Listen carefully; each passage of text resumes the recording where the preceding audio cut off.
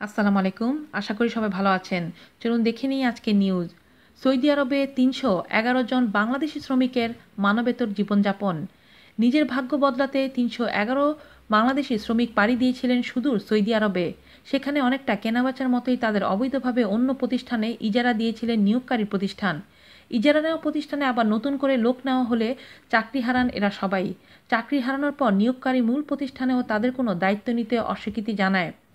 কর্মহীনতার মধ্য দিয়ে এদের কাছ থেকে আদায় করা হয়েছে ইকামা অর্থাৎ রেসিডেন্ট পারমিট, পাসপোর্ট ও ভিসা নবায়নসহ অন্যান্য খরচ। একটি বাড়িতে গাদাগাদি করে রাখা হয় ৩৫০-র বেশি শ্রমিককে, যেখানে তাদের জন্য টয়লেট ছিল মাত্র ৩টি। অধিকাংশের বিরুদ্ধে নিয়োগকারী প্রতিষ্ঠান নানা অভিযোগ ইস্যু করে রাখায় তাদের এখন অন্যত্র কাজেরও কোনো সুযোগ নেই। স্থানীয় শ্রম আদালতে এই নিয়ে মামলা করা হলেও নিয়োগকর্তা প্রতিষ্ঠানের অসহযোগিতায় এর কোনো নিষ্পত্তি হচ্ছে না। এই অবস্থায় সৌদি আরবে অত্যন্ত মানবেতরভাবে দিন যাপন করছে ৩১১ বাংলাদেশি শ্রমিক।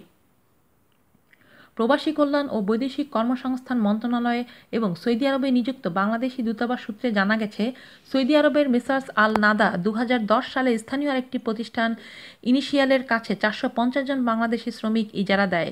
এই ইজারা কার্যক্রম সম্পন্ন হয় আল নাদার বাংলাদেশি প্রজেক্ট সুপারভাইজার আব্দুল কুদ্দুস চৌধুরীর তত্ত্বাবধানে। দৈনিক ১২ ঘণ্টা কর্মসময় এবং কাজের বিনিময়ে ইনিশিয়ালে এসব কর্মীর মাসিক বেতন ধরা হয় পদক্রমে অনুসারে ১,০০০ থেকে ১,৫০০ সৌদি রিয়াল।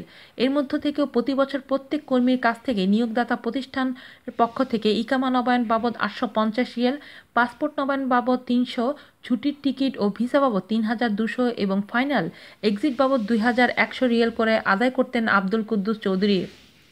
গত বছরের জুলাই নিজস্ব শ্রমশক্তি আমদানি শুরু করে ইনিশিয়াল। এর পরিপ্রেক্ষিতে আল নাদা কোম্পানির কাছ থেকে ইজারা নেওয়া সব কর্মীকে ছাঁটাই করে দেয় প্রতিষ্ঠানটি।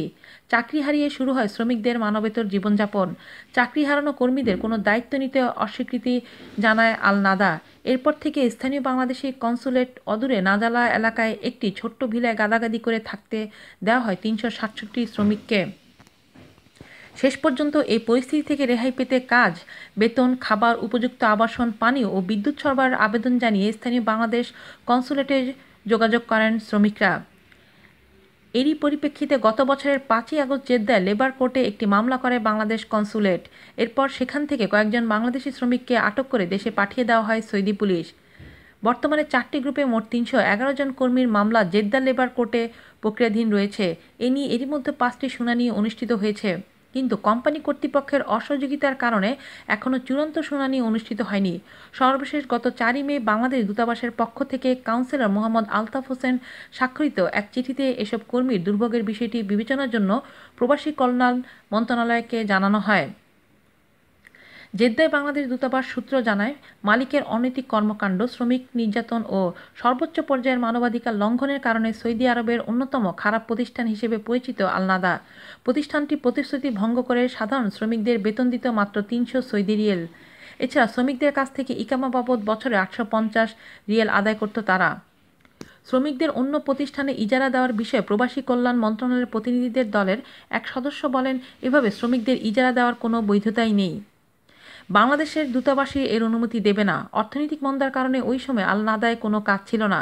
এরপর আব্দুল কুদ্দুস চৌধুরী নামে এক বাংলাদেশি সহযোগিতার কোম্পানিতে কয়েকশো বাংলাদেশি কর্মী নিয়োগ দেওয়া হয়, যারা মোটা অঙ্কের টাকা খরচ করে সৌদি আরব গেছেন, কিন্তু এখন সেখানে কোনো কাজ না থাকায় তারা অসহায় হয়ে পড়েছেন। তাদের নামে মামলা থাকায় অন্য কোনো কোম্পানিতেও কাজের সুযোগ করা যাচ্ছে না। আব্দুল কুদ্দুস চৌধুরী নামে ওই বাংলাদেশি এখন দেশেই পলাতক রয়েছে। তাকে খুঁজে বের করতে সংশ্লিষ্ট কর্তৃপক্ষকে নির্দেশনা দেওয়া হয়েছে। আজ এ পর্যন্তই। ভালো থাকবেন। আল্লাহ হাফেজ।